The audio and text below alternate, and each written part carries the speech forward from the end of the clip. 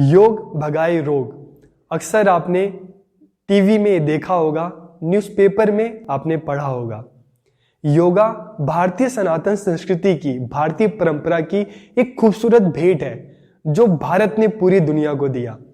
योगा ने दुनिया भर को जीवन जीने का सही तरीका बताया कि किस तरह से स्ट्रेस फ्री होकर, तनाव मुक्त होकर हम अपनी जिंदगी को जी सकते हैं। ये योगा का ही महत्व है कि 21 जून 2015 का जो दिन था, पूरी दुनिया भर में वर्ल्ड योगा डे के रूप में मनाया जाने लगा। और तब से हर साल 21 जून का जो दिन है, वर्ल्ड योगा डे के रूप में मनाया जाता है। अलग अलग यूनिवर्सिटीज में योगा ग्रेजुएशन और पोस्ट ग्रेजुएशन लेवल पे पढ़ाया जाता है। तो योगा अपने आप में ही एक, आप कह सकते हो कि शक्तिशाली हथियार है जो कोरोना पैंडेमिक है, इससे भी लड़ने में इसने हमारी मदद की। तो ये योगा है क्या? योगा फिलॉसफी क्या है? इस फिलॉसफी को किसने दिया है और एजुकेशन में इस फिलॉसफी की क्या इंपॉर्टेंस है? तो आज के इस वीडियो लेक्चर में हम इन्हीं पॉइंट्स पे बात करेंगे। तो आप वीडियो को आखिरी तक देखिए। कहीं पे भी कोई डाउट हो, कोई क्वेश्चन हो या वीडियो आपको अच्छी लगे तो कमेंट करके आप जरूर बताइए। तो हम इस वीडियो को स्टार्ट करते हैं। आज के इस वीडियो लेक्चर में हम योग एजुकेशन फिलॉसफी के कंसेप्ट और इसके एजुकेशनल रिलेवेंस को समझेंगे कि योग दर्शन है क्या और इसका शैक्षिक योगदान क्या है। तो हम वीडियो को स्टार्ट करते हैं। सबसे पहले अगर हम योग के वर्ड मीनिंग की बात करते हैं तो जो योग शब्द है वो संस्कृत के युज धातु से बना है, जिसका मतलब होता है टू ज्वाइन और टू यूनाइट, कि जुड़ना या एकजुट होना। तो किन चीजों का जुड़ना? The union of individual consciousness with the universal consciousness, की व्यक्तिगत चेतना का सार्वभौमिक चेतना के साथ मिल जाना, या इसको हम और सिंपल शब्दों में बोलें तो हमारी आत्मा का परमात्मा के साथ मेल हो जाना ही योग है। और इसके रचयिता कौन है? महर्षि पतंजलि। इसलिए योग गुरु रामदेव जी का जो सारा व्यवस्था है, जो सारे इंस्टीट्यूट हैं, वो किस नाम से हैं? पतंजलि के नाम से ही है। और महर्षि पतंजलि ने योग को एक स्पिरिचुअल एफर्ट बताया है, एक आध्यात्मिक प्रयास बताया है, जिसके थ्रू हम अपने बॉडी, सेंस और माइंड पर कंट्रोल कर सकते हैं। और योग दर्शन में मनुष्य जीवन की आध्यात्मिक, मानसिक और शारीरिक उन्नति के लिए एक बहुत ही व्यवहारिक और मनोवैज्ञानिक तरीका बताया गया है। और इस फिलॉसफी की स्टार्टिंग किससे होती है? महर्षि पतंजलि ने जो एक बुक लिखी, जो उनका एक लिटरेचर है, योग सूत्र, तो उसी में योग के बारे में बताया गया है, योग के बारे में उन्होंने लिखा है। ठीक है। और योग के द्वारा क्या क्या चीजें हो सकती हैं, तो इसके थ्रू हम अपने माइंड पर, मन पर कंट्रोल कर सकते हैं। और अगर हम अपने माइंड पर कंट्रोल कर लें तो हमारा जो लाइफ का अल्टीमेट एम है, निर्वाण या मोक्ष, हम उसको प्राप्त कर सकते हैं। Yoga philosophy direct the practical part two attain knowledge, की योग दर्शन ज्ञान प्राप्ति के लिए व्यवहारिक मार्ग का निर्देश करता है। तो सांख्य फिलॉसफी में जो चीजें बताई गई, योग में वही चीजें प्रैक्टिकल रूप में बताई गई। The main goal of this philosophy is to show man the path by which he can attain the ultimate goal of life, मोक्ष। कि इस दर्शन में मनुष्य को वह मार्ग दिखाना है, इस दर्शन के माध्यम से, जिस पर चलकर वो जीवन का जो लक्ष्य है, मोक्ष है, उसको प्राप्त कर सके। और इस फिलॉसफी को 4 पार्ट्स में डिवाइड किया गया है। समाधि पाद, डिस्क्रिप्शन ऑफ समाधि, की समाधि के स्वरूप का वर्णन किया गया है इसमें।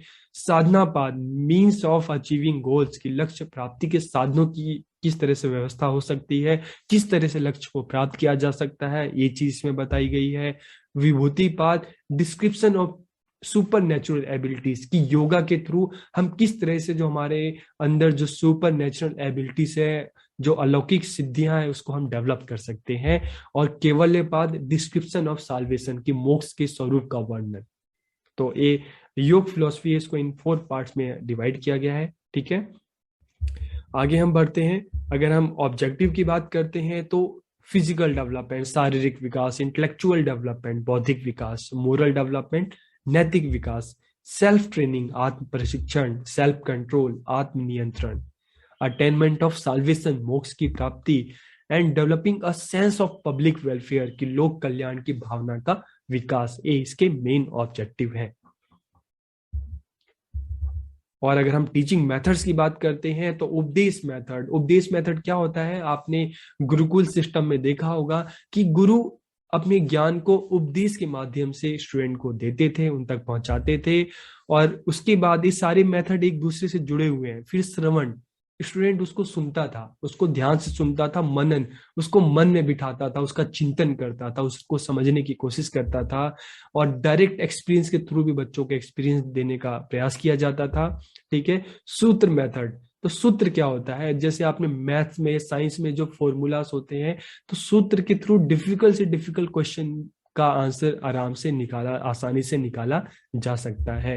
एनालिसिस क्या होता है कि जब हम किसी ट्रूथ पे पहुंचते हैं, किसी हम रिजल्ट पे पहुंचना होता है, तो हम अलग अलग जो नॉलेज का सोर्स होता है, हम अलग अलग, मान लो आपने अलग अलग बुक्स पढ़ी और सभी बुक्स को पढ़कर आपने नोट्स बनाए और सभी चीजों को पढ़कर आपने उसको एनालाइज किया और एक कंक्लूजन पे पहुंचते होता है। एनालिसिस का मतलब होता है कि जो भी आपके पास डाटा है, आप उसका विश्लेषण करना, उसको देखना, उसको समझना और एक रिजल्ट पे पहुंचना। ठीक है। और एनालिसिस के बाद होता है सिंथेसिस, संश्लेषण, मतलब एक कंक्लूजन पे पहुंचना, एक कंक्लूजन। और प्रैक्टिस मेथड की प्रैक्टिस मेक्स मैन परफेक्ट की अभ्यास विधि, कि हमें लगातार अभ्यास करना चाहिए, प्रैक्टिस करनी चाहिए। अगर हम करिकुलम की बात करते हैं तो the first book of yoga philosophy is the योग सूत्र बाय पतंजलि। जैसे हमने बात की कि योग दर्शन का पहला ग्रंथ ही कौन सा है? योग सूत्र है। और इस ग्रंथ में जो महर्षि पतंजलि थे, एक अच्छी लाइफ किस तरह से जी जा सकती है, यहाँ से स्टार्ट है। और किस तरह से मोक्ष को, निर्वाण को प्राप्त किया जा सकता है, तो ये सारी जो बातें हैं इस ग्रंथ में लिखी गई है। तो इस आधार पर करिकुलम किस तरह का होना चाहिए, तो सबसे पहले इसमें बताया गया है कि knowledge of religion and spirituality, ठीक है, धर्म और अध्यात्म के लिए क्या क्या पढ़ाया जाना चाहिए। तो इसके लिए थ्योलॉजी, ठीक है, धर्मशास्त्र, फिलोसफी, दर्शन शास्त्र, इथिक्स, नीति शास्त्र, साइकोलॉजी, मनोविज्ञान, फिजियोलॉजी, शरीर विज्ञान एंड योग प्रैक्टिस, योग अभ्यास कराया जाना चाहिए। इन चीजों को करिकुलम में जगह दी जानी चाहिए। ठीक है। इसके अलावा अगर हम बात करते हैं कि स्पिरिट ऑफ पब्लिक वेलफेयर, ठीक है, कि developing the spirit of public welfare की लोक कल्याण की भावना के विकास के लिए क्या क्या चीजें करवाई जानी चाहिए, तो sociology, ethics and activities of social life, इन चीजों को भी करिकुलम में जगह दी जानी चाहिए। इसके अलावा language, Veda, Purana, history should also be included in the syllabus, की भाषा, वेद, पुराण और इतिहास को भी करिकुलम में शामिल किया जाना चाहिए। इसके अलावा योग फिलॉसफी की एक बहुत ही खास बात है कि इसमें चाइल्ड साइकोलॉजी को ध्यान रखा गया है। ठीक है। और किस तरह से इसमें बताया गया है कि जब बच्चे का इन्फेंसी स्टेज होता है तो उस स्टेज में उनको जो भी नॉलेज दी जाए, सेंसेस के थ्रू दी जाए, सेंस ऑर्गन्स के थ्रू दी जाए। जैसे आपने देखा होगा कि प्ले स्कूल में बच्चों को जो भी सिखाया जाता है सेंसेस के थ्रू, इंद्रियों के थ्रू सिखाया जाता है, खेल खेल में सिखाया जाता है। उसके बाद धीरे धीरे जब बच्चा चाइल्डहुड की तरफ बढ़ता है तो उसको language, mathematics, social and factual aspect of the natural environment, तो इनके फैक्ट्स बताने चाहिए। ठीक है। ये चीजें करिकुलम में डाली जानी चाहिए। और धीरे धीरे, ठीक है, जब स्टूडेंट एडोलेसेंस की तरफ बढ़ता है, जिसको अर्ली यूथ कहा गया है, ठीक है, तो इस टाइम जो चाइल्डहुड में जो भी बच्चे ने सब्जेक्ट पढ़े थे, तो अब क्या सिखाना है, ठीक है, तो क्रिटिकली एंड लॉजिकल, तो इसको क्रिटिकल एंड लॉजिकल रूप में बच्चों के सामने प्रस्तुत करना, बताना, विवेचनात्मक और तर्क सम्मत बनाने पर बल देना। इन चीजों को जो भी बच्चे ने चाइल्डहुड में सीखा है, तो एडोलेसेंस में इसको क्रिटिकल एंड लॉजिकल बनाया जाए और इस तरह की जो काबिलियत है बच्चों में डेवलप की जाए। ठीक है। अगर हम डिसिप्लिन की बात करते हैं तो इस फिलॉसफी में दो तरह के डिसिप्लिन की बात की गई है, इनर डिसिप्लिन और एक्सटर्नल डिसिप्लिन। इनर डिसिप्लिन में क्या कहा गया है कि माइंड एंड स्पीच पर कंट्रोल करना, और एक्सटर्नल डिसिप्लिन में, जिसको लौकिक अनुशासन कहते हैं, कंट्रोल ऑफ बिहेवियर, व्यवहार पर नियंत्रण रखना। और ये डिसिप्लिन जो है किस तरह से कंट्रोल किया जा सकता है, इनर डिसिप्लिन और एक्सटर्नल डिसिप्लिन, किस तरह से इस तरह के डिसिप्लिन को डेवलप किया जा सकता है। तो इसके लिए अष्टांग योग की बात की गई है कि योग के जो 8 नियम है, कौन कौन से यम, मतलब अपने स्पीच पर, अपने एक्शन पर, अपने माइंड पर कंट्रोल करना, कि अपने वचन पे जो भी हम बोलते हैं, जो भी सोचते हैं और जो भी करते हैं उस पर हमें कंट्रोल करना चाहिए। नियम, लाइफ का एक डेली का एक रूटीन होना चाहिए, एक नियम होना चाहिए, उसी नियम के हिसाब से हमें अपने लाइफ को जीना चाहिए। ठीक है। आसन, सही तरीके से बैठना, खड़ा होना, चलना, सोना, खाना खाना, तो आसन का ध्यान रखना चाहिए। प्राणायाम, कंट्रोल ऑन योर ब्रीथ, की सांसों पे नियंत्रण। प्रत्याहार का मतलब होता है अपने मन पे नियंत्रण करना, माइंड पर कंट्रोल करना। धारणा, अपने ध्यान को इधर उधर भटकने नहीं देना, अपने मन को, और किसी एक जगह कंसंट्रेट करना, कहते हैं धारणा। और ध्यान, जब हम अपने माइंड को किसी एक जगह लगातार हम उसको कंसंट्रेट करते हैं, ठीक है, तो वो होता है ध्यान। और समाधि ध्यान का हाईएस्ट फॉर्म होता है जब हम अपने शरीर को ही भूल जाते हैं और परमात्मा में जो एक सुपीरियर पावर है उसमें लीन हो जाते हैं और हमें अपने बॉडी का ही ध्यान नहीं रहता। ठीक है। तो ये 8 तरीके बताए गए हैं। और अब अगर हम टीचर की बात करते हैं, तो in yoga philosophy the teacher is considered to be equal to god, की शिक्षक को देवतुल्य माना गया है। ठीक है।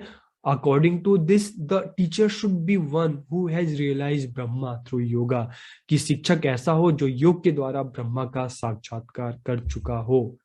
ही should have complete knowledge of the secret of yoga, कि उसको योग के रहस्य का पूरा ज्ञान हो।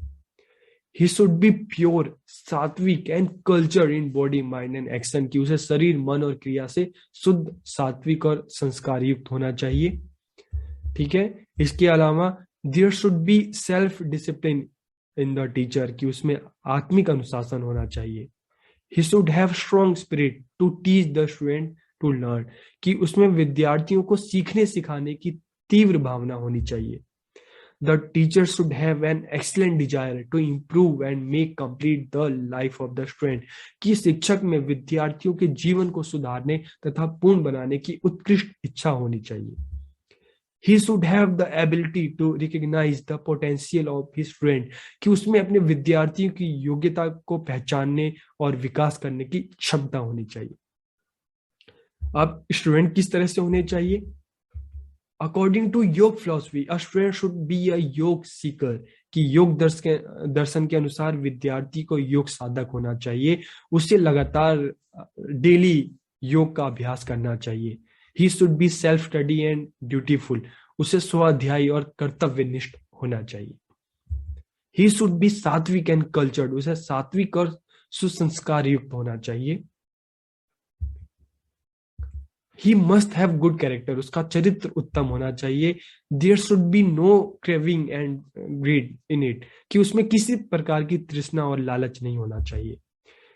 स्टूडेंट शुड प्रैक्टिस अष्टांग योग, कि उसे अष्टांग योग का अभ्यास करना चाहिए।